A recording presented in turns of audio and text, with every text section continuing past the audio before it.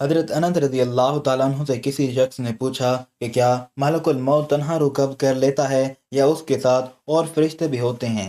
तो उन्होंने जवाब दिया कि मलकुल मौत के साथ बहुत से फरिश्ते मावन और मददगार हैं जिनको अल्लाह ने मुकर्रर कर रखा है और वही इस काम को अंजाम देते हैं।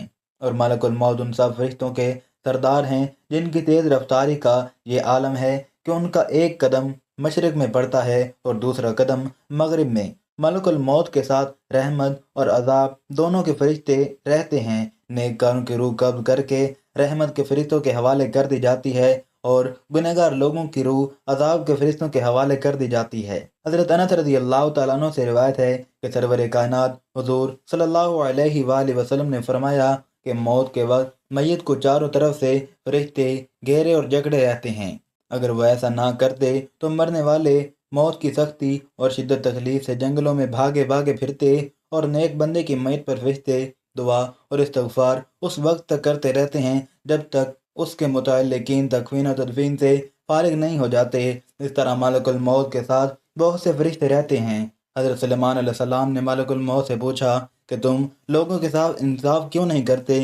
किसी की रूह तो फौरी तौर पर कब्ज कर लेते हो और उसे जल्द से जल्द तर इस दुनिया से मुंतकिल कर देते हो और किसी को तकलीफ़ों और अजियतों में इस तरह उलझाते हैं कि वो लाचार और मजबूर पड़ा तड़पता रहता है। मलकुल मौत ने कहा कि यह बात मेरे कब्ज़े और इख्तियार में नहीं है। हर एक के नाम का एक सफ़ा मुझे मिलता है, जैसा हुक्म होता है बजा लाता हूँ। रिवायत में है कि शोबान के महीने में मलकुल मौत को एक कागज़ दिया जाता है। इसमें उन तमाम लोगों के नाम लिखे हुए होते हैं जिनकी रूह कब्ज़ करना इस साल उनके ज़िम्मे होता है, मगर दुनिया के लोग अपनी आराइश और आसाइश के कामों में मसरूफ़ रहते हैं। दौलत की फराहमी, मकान की तामीर, खेती बाड़ी, शादी ब्याह, गर्द ये कि तरह तरह की तैयारियां करते हैं और वो बिल्कुल नहीं जानते कि इस साल उनसे दुनिया छूट जाएगी। हालांकि उनका नाम मलकुल मौत के कागज़ में तहरीर होता है और मलकुल मौत रोज़ाना हर मकान में 3 मरतबा इसलिए जाते हैं कि जिस शख्स की मुद्दत पूरी हो चुकी है उसकी रूह कब्ज़ कर ली जाए। पर जब ये किसी की जान लेते हैं तो मरने वाले के मुतल्लिकीन रोना चिल्लाना शुरू कर देते हैं। उस वक्त मलकुल मौत दरवाजे का बाजू पकड़ कर कहते हैं कि बाखुदा मैंने कोई ज़्यादती नहीं की और ना मैंने इसकी रोज़ी छीनी और ना ही मैंने वक्त से पहले इसकी रूह कब्ज़ की है। इसका वक्त पूरा हो चुका है। मैंने अल्लाह के हुक्म की तामील की और अपना फ़र्ज अदा किया। नाज़रीन गिरामी, जैसा कि आपको इल्म होगा कि मौत का एक दिन मुतय्यन है। जी हाँ, इंसान कहीं भी हो, किसी भी हालत में हो, मुकर्रर वक्त पर मौत आकर रहेगी। किसी सूरत में मौत से फरार नहीं और ना कोई तदबीर काम आएगी और ना कोई ताकत रोक सकेगी और ना एक मिनट कम बेश हो सकेगा। हर नफ्स को मौत का जायका चखना है। एक बादशाह नहायत ही फख्र के साथ और कीमती मलबूस में एक उम्दा और आलीशान घोड़े पर सवार होकर एक लश्कर अजीम के साथ बड़े गुरूर से निकला। गुरूर व तकब्बर का ये आलम था कि किसी तरफ देखता भी ना था। मलकुल मौत एक फ़कीर की सूरत में फटे पुराने कपड़े पहने हुए नमूदार हुए और आकर सलाम किया। उस मगरूर बादशाह ने जवाब भी ना दिया। मलकुल मौत ने उसके घोड़े की लगाम पकड़ ली। बादशाह ने कहा, हट जा, मेरे रास्ते से मेरी राह में रुकावट ना बनो। मलकुल मौत ने कहा, ए बादशाह, मुझे तुझसे कुछ कहना है। उसने कहा, ठहर जा, मुझे घोड़े से उतरने दे, फिर जो बात है बयान करना। मलकुल मौत ने कहा, नहीं, मैं तो अभी कहूँगा। बादशाह ने सर झुका कर कहा, अच्छा कहो, क्या बात है। फ़कीर ने चुपके से उसके कान में कह दिया कि मैं मलकुल मौत हूँ और इसलिए आया हूँ कि इसी वक्त तेरी रूह कब्ज़ करूँ। ये सुनकर बादशाह का रंग मुतगय्यर हो गया और ज़ुबान लड़खड़ाने गई। मुश्किल से बोला कि मुझे इतनी मोहलत दे दो कि घर जाकर अपने फर्जंद से मिल लूँ, कोई ज़रूरी हिदायत दे दूँ। कहा, हरगिज़ नहीं। इसी वक्त उसकी रूह कब्ज़ करके निकाल ली गई और वो घोड़े से गिर गया। दोस्तों, जहाँ की खाक होती है वहीं मदफन भी होता है।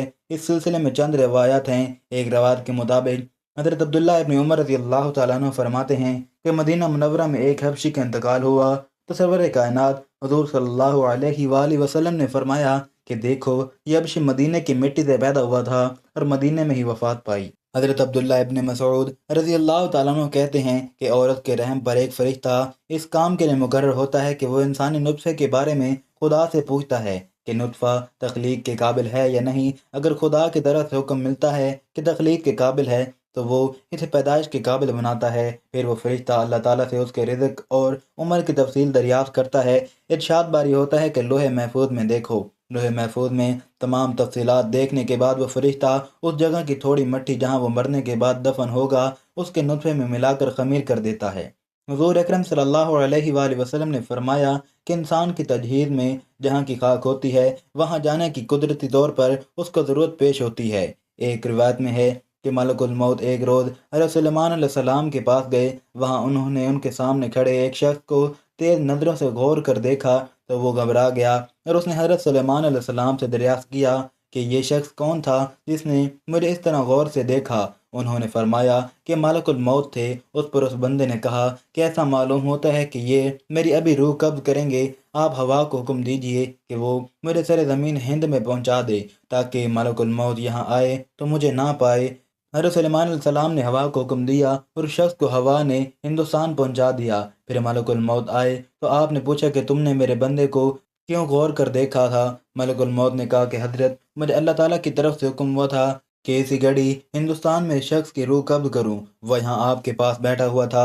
میں نے اسے دیکھ کر سوچا کہ یہ ہندوستان اتنی جلدی کیسے پہنچے گا، لیکن جب میں وہاں پہنچا تو اسے بھی وہیں پایا اور میں نے اس کی روح قبض کر لی۔ ناظرین گرامی، بعض اوقات ایسا ہوتا ہے کہ انسان کی وفات کہیں ہوتی ہے اور کسی دوسرے مکان پر دفن ہوتا ہے، مگر جہاں کی مٹی ہوگی وہیں دفن ہوگا۔ مثلاً اس دور کا ایک مشہور واقعہ یہی سمجھنے کے لیے کافی ہے کہ رئیس الاحرار حضرت مولانا محمد علی رحمۃ اللہ علیہ کی وفات لندن میں واقع ہوئی اور آپ بیت المقدس میں مدفون ہوئے۔ اسی طرح کی بہت سی مثالیں ملیں گی۔ جو لوگ دریا میں بہا دیے جاتے ہیں یا دلا دیے جاتے ہیں، پروردگار عالم ان کے مسخ اور بکھرے ہوئے ذرات کو جمع کرنے کی قدرت رکھتا ہے اور ممکن ہے کہ وہ ذرات زمین کے سپرد کر دیے جاتے ہوں گے۔ پیارے دوستو، جان کنی کی تکلیف اور عزیز انسان اپنی آنکھوں سے دیکھتا ہے کہ مرنے والا کتنی سختیوں میں مبتلا رہتا ہے، پھر بھی لوگ غفلت میں پڑے رہتے ہیں۔ اگر ذرا بھی سمے سے کام لے تو یہی ان کی عبرت کے لیے کافی ہے۔ علماء کرام اس بات پر متفق ہیں کہ جان کنی سے زیادہ سنگین کوئی درد نہیں ہے۔ اگر انسان کے جسم کے ٹکڑے ٹکڑے کر دیے جائیں پھر بھی سکرات موت کی اذیت اور تکلیف کے سامنے ہیچ ہے۔ شداد ابن اوس سے روایت ہے کہ اگر کوئی شخص آرے سے چیرا جائے یا دیگ میں بند کر کے پکا دیا جائے، جان کنی میں اس سے بھی زیادہ تکلیف ہوتی ہے۔ ایک اور روایت میں ہے کہ کسی نے رسول اللہ صلی اللہ علیہ وآلہ وسلم سے سوال کیا کہ سکرات موت کی تکلیف کیسی ہوتی ہے؟ آپ نے فرمایا، آسان موت ایسی ہے جیسے خاردار جھاڑی پر ریشم کا کپڑا ڈال کر کھینچا جائے تو کھینچنے سے کانٹے کے ساتھ ریشم ٹکڑے ٹکڑے ہو کر نکلتا ہے۔ ترمذی شریف میں ہے کہ سرور کائنات صلی اللہ علیہ وآلہ وسلم کو نزع یعنی روح نکلتے وقت اتنی تکلیف گزری کہ حضرت فاطمہ الزہرا رضی اللہ تعالیٰ عنہ دیکھ کر رونے لگی۔ فرمایا، حضور ایسی تکلیف آپ کو کبھی نہیں ہوئی تھی۔ رسول اللہ صلی اللہ علیہ وآلہ وسلم جان کنے کے وقت فرماتے تھے، اے اللہ تو اپنے محمد پر سکرات یعنی موت کی تکلیف آسان فرما دے۔ حضور اکرم سرور کائنات صلی اللہ علیہ وآلہ وسلم نے فرمایا، نزع کی تکلیف بندہ مومن کے لیے گناہوں کا کفارہ بن جاتی ہے اور کافر کو موت کے وقت ہی اس کے نیک عمل کی جزا دے دی جاتی ہے۔ دوستو، ہم سب کی ایک ہی منزل ہے کہ یا اللہ تو راضی ہو جا، یا اللہ تو راضی ہو جا۔ اللہ تجھے مرنے سے پہلے پہلے حاصل کرنا ہے، ڈھونڈنا ہے، پا لینا ہے، راضی کر کے مرنا ہے۔ اللہ کو پاتے ہوئے جو سودا کرنا پڑے کر جاؤ۔ ایک دفعہ حضرت عبداللہ بن حذیفہ رضی اللہ تعالیٰ عنہ کو رومیوں نے پکڑ لیا۔ صحابی رسول ہیں، ان کو آگ میں ڈالنے لگے تو وہ رو پڑے کہ لوگوں نے رومی بادشاہ سے کہا کہ یہ رو پڑا ہے، ڈر گیا ہے۔ بادشاہ نے کہا اسے میرے پاس لاؤ۔ ان کو واپس لایا گیا تو بادشاہ نے پوچھا کیوں روئے ہو؟ موت سے ڈر گئے ہو؟ کہنے لگے موت تو ہمارے لیے سب سے بڑا تحفہ ہوتا ہے، میں اپنی بے بسی پہ رویا ہوں۔ کہا کہ کیا بے بسی ہے؟ کہا بے بسی یہ ہے کہ ایک جان ہے آگ میں گرتے ہی جل کر راکھ ہو جائے گی، کاش میرے جسم پر جتنے بال ہیں اتنی میرے پاس جانیں ہوتی اور میں ایک ایک جان کو اللہ کے نام پر قربان کرتا۔ آج مرنے کا مزہ نہیں آ رہا، اس پہ رو رہا ہوں۔ تو بادشاہ اتنا حیران ہوا، اس نے کہا تو میرا ماتھا چوم دے اور میں تجھے آزاد کرتا ہوں۔ تو اس کا ماتھا چوما اور انہوں نے اسے آزاد کر دیا۔ دوست، اس دنیا میں جو بھی آتا ہے اسے واپس ضرور جانا ہوتا ہے۔ اس دنیا میں آنے کی ترتیب تو ہے لیکن جانے کی کوئی ترتیب نہیں ہے۔ موت کا ذائقہ ہر ایک نے چکھنا ہوتا ہے اور قبر کی اندھیری کوٹڑی میں ضرور جانا ہوتا ہے۔ امیر ہو یا غریب، बादशाह हो या फ़कीर, उसने मौत को गले लगाना ही होता है। फरमाने मुस्तफ़ा सल्लल्लाहु अलैहि वालैहि वसल्लम है, जब आदमी पर नज़ा का आलम तारी होता है तो अल्लाह ताला उसकी तरफ 5 फरिश्ते भेजता है। पहला फरिश्ता उसके पास उस वक्त आता है जब उसकी रूह हलक तक पहुंचती है। वो फरिश्ते से पुकार कर कहता है, ए इब्ने आदम, तेरा ताकतवर बदन कहाँ गया?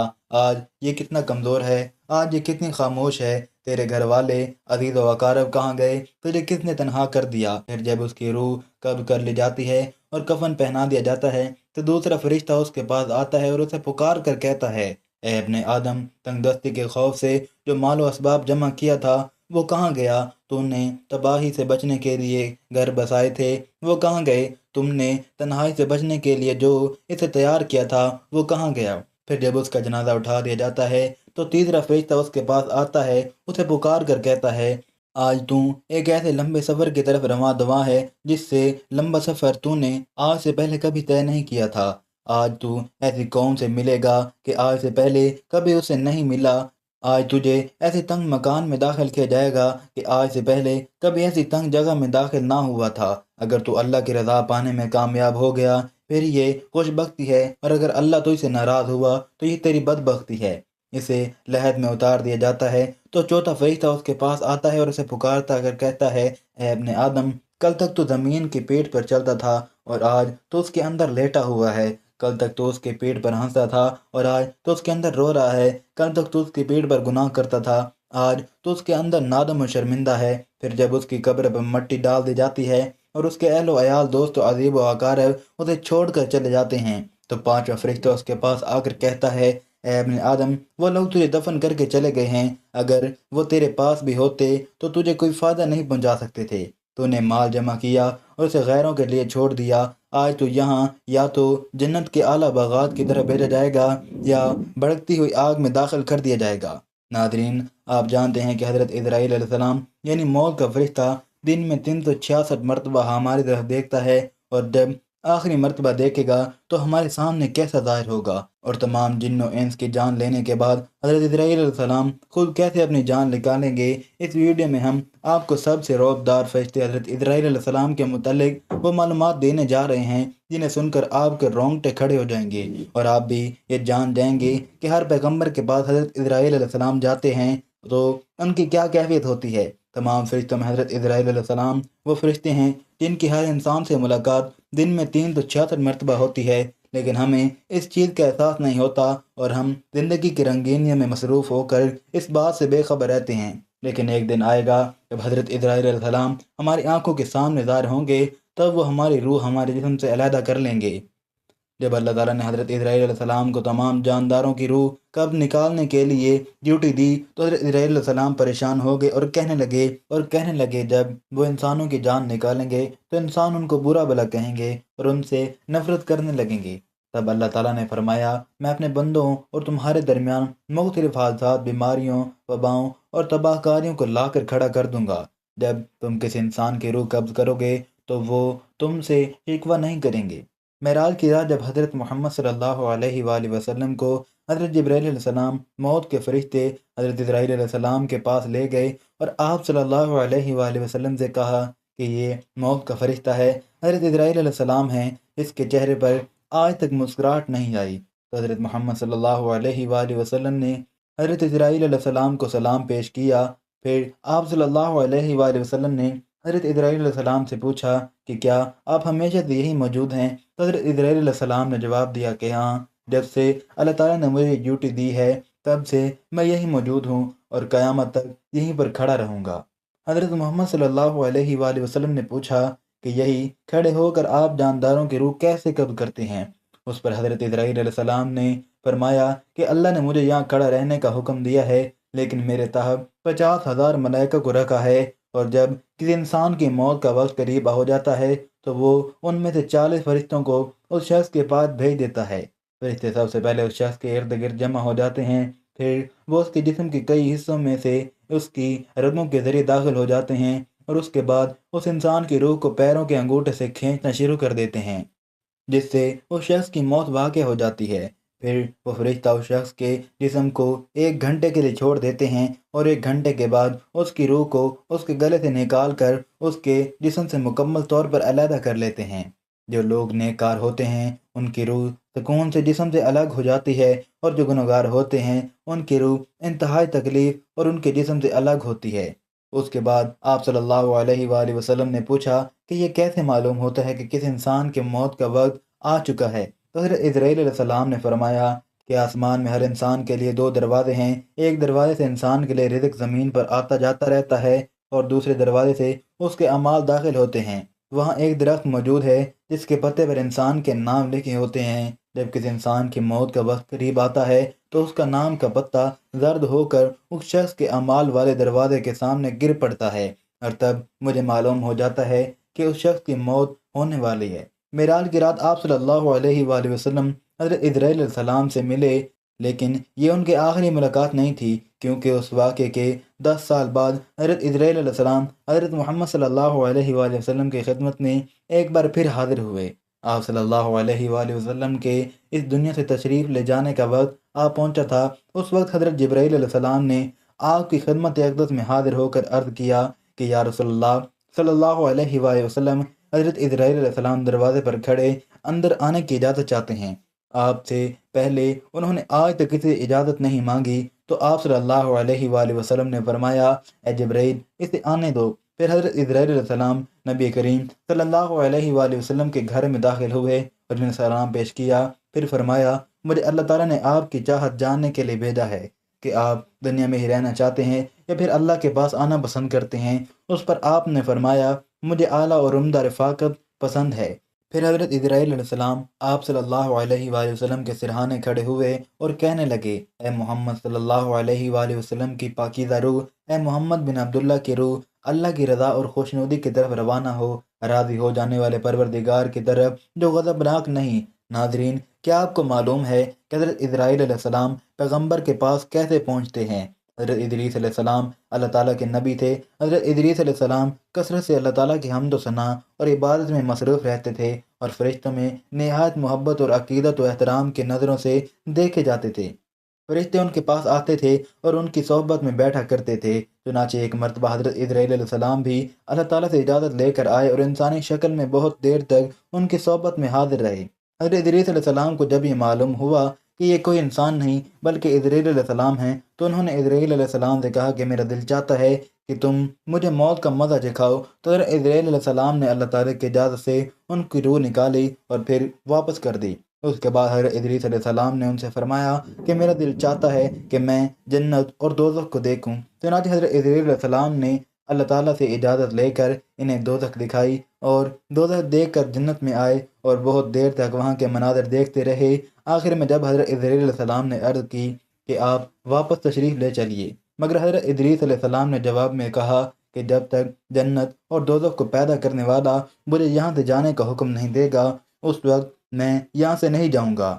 پھر حضرت ادریس علیہ السلام نے فرمایا میں قانون خداوندی کے مطابق موت کا ذائقہ چکھ چکا ہوں اور اب میں جنت میں آ گیا ہوں۔ حق تعالیٰ نے فرمایا کہ ہم تم کو اس سے نہیں نکالیں گے، لہٰذا میں یہاں سے نہیں جانا چاہتا۔ دوستو، یہ زندگی بڑی مختصر ہے، اس کا کوئی بھی پتہ نہیں یہ کب ختم ہو جائے گی اور کس وقت بلاوا آ جائے گا۔ اس دنیا میں ہمارے آنے کا مقصد ہے کہ ہم اللہ تعالیٰ کی عبادت کریں، نیک اعمال کریں، اچھے اچھے کام کریں، نہ کہ ہم اپنی زندگی کو گناہوں میں صرف کر دیں۔ ہمیں موت آنی ہے اور ہم نے قبر میں جانا ہے، مگر افسوس کی بات تو یہ ہے کہ ہم اس کے لیے کوئی تیاری نہیں کر رہے۔ ہم نے خود کو تیار ہی نہیں کیا۔ ہمارے پاس ساتھ لے جانے کے لیے کچھ بھی نہیں ہے، لیکن ہمارے پاس وقت ہے، ہمارے پاس صحت بھی ہے، اور اللہ پاک نے ہر قسم کی معذوری سے ہمیں بچا لیا ہوا ہے۔